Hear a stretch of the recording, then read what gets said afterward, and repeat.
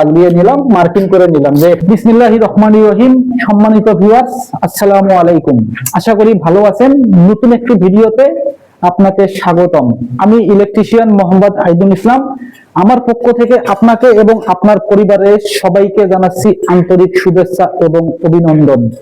যে আমি যেখানে দাঁড়িয়ে আছি, এই যে দেখতে পাচ্ছেন, এটা হচ্ছে একটি রান্নাঘর, তো অর্থাৎ কিচেন রুম। তো এই কিচেন রুমে আমরা কিন্তু এখানে রাইস কুকার, ওভেন এবং ইন্ডাকশন চুলার লাইন করব, এবং এইখানে দেখতে পাচ্ছেন আমরা কিন্তু ফ্রিজের লাইন করব, অর্থাৎ একটি রান্নাঘরে লাইট, ফ্যান, তারপরে হচ্ছে পাওয়ার সকেট।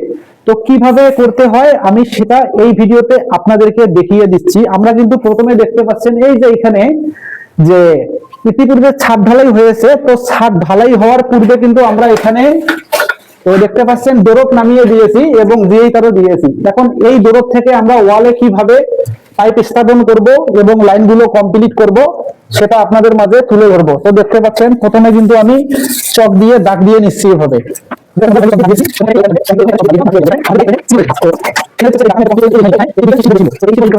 মেটাল স্টিল বোর্ড পাওয়া যায়, তো আমাদের এলাকায় এইটাই সচরাচর চলে এবং মানেও ভালো, দামে কম, এর জন্য এটা ব্যবহার করে আমাদের কাস্টমার। তো সেই সাথে দেখতে পাচ্ছেন এখানে আমি এটা দাগ দিয়ে নিচ্ছি। তো দেখতে পাচ্ছেন যে এখানে এই যে দাগ দিয়ে নিলাম, মানে এটা আমরা দাগ দিয়ে নিলাম।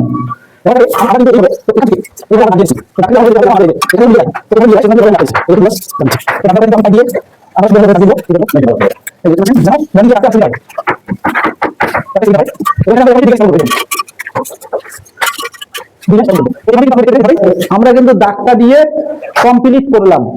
এখন দাগ শেষ, সিলারিং শেষ। এখন আমরা এটি গ্রাইন্ডিং মেশিন দিয়ে কিন্তু ওয়ালটি কাটবো। তো দেখতে পাচ্ছেন বন্ধুরা, এখন কিন্তু আমরা এই মেশিন দিয়ে কিন্তু কাটবো।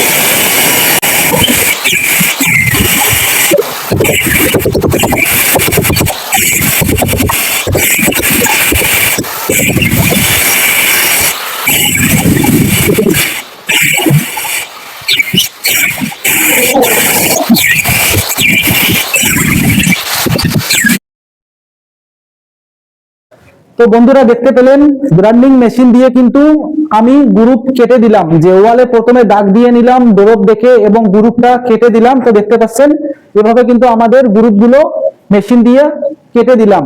তো এখন হচ্ছে আমরা এই গ্রুপটা পরিষ্কার করব। পরিষ্কার করার পরে কিন্তু আমরা এই যে পাইপ আছে, পাইপ বসাই দিব এবং এই স্টিল গ্যাংটি বসাই দিব। কিভাবে বসাইতে হবে এবং কতটুকু থিকনেস রয়েছে এখানে, তো আপনারা কিন্তু দেখার জন্য সাথেই থাকুন, পাশেই থাকুন।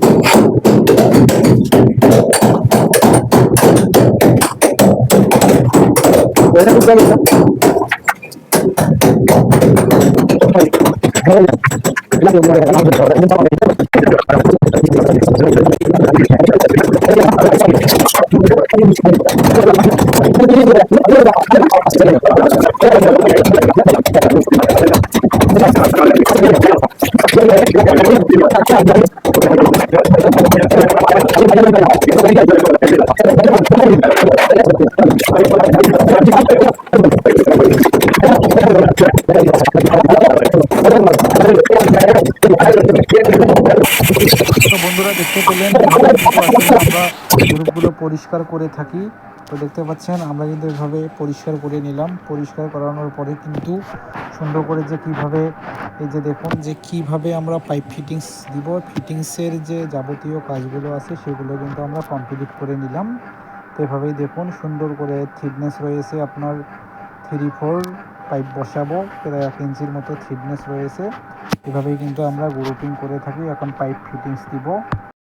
তো বন্ধুরা দেখতে পেলেন আমরা কিন্তু ওয়ালে দাগ দিয়ে তারপরে ওয়াল কেটে সুন্দর করে কিন্তু এখানে এই যে ইলেকট্রিক্যাল পাইপ বসানোর জন্য কিন্তু গ্রুপ করেছি। তো দেখতে পাচ্ছেন এভাবে কিন্তু আমরা গ্রুপ করেছি এবং স্টিল গ্যাং গুলো কিন্তু মাপ দিয়ে সেম ভাবে কেটেছি। তো দেখতে পাচ্ছেন এখন কিন্তু আমরা পাইপ গুলো ফিটিং করব। তো দেখুন কিভাবে পাইপ ফিটিং করতে হয়। তো তো আসলে ইতিপূর্বে আমরা এই যে ছাদে পাইপ বসাইছি দেখতে পাচ্ছেন এই যে, তো ওখানে কিন্তু আমরা আগে থেকেই কিন্তু ছাদে বিল্ডিং এর ইলেকট্রিক্যাল ড্রয়িং অনুযায়ী কিন্তু আমরা পাইপ স্থাপন করেছি ছাদে, ছাদ ঢালাই হওয়ার পূর্বে। তো তারপরে তো আপনারা দেখতেই পাচ্ছেন যে নিচে আসলে কিভাবে পাইপ ফিটিং করতে হয়, উপরের ডোরপটা কিন্তু আমাদেরকে ধরতে হবে এবং ওইটা অ্যাডজাস্ট করতে হবে, করার পরেই কিন্তু নিচে মাপজোক দিয়ে আমাদের কাস্টমার যারা যেখানে যেভাবে চাবে সেভাবে কিন্তু আমাদেরকে কাজ করে দিতে হয়। আমরা কিন্তু সেটাই করতেছি। যেমন কাস্টমার চেয়েছে যে ভাইয়া আমাদের এখানে রাইস কুকার, ইন্ডাকশন এবং ওভেন চলবে, তো এখানে আমাদেরকে লাইন করে দেন। আমরা কিন্তু এখানে কেটে নিয়েছি দেখতে পাচ্ছেন, তারপর কিন্তু নিচ দিয়ে আবার কেটে নিয়ে এসে কিন্তু এই দিক দিয়ে আমরা কিন্তু এই যে এখানে ফ্রিজ বসাবে, এই গ্যাপটাতে ফ্রিজ বসাবে, এই জন্য কিন্তু আমরা এখানে লাইনটা দিয়েছি।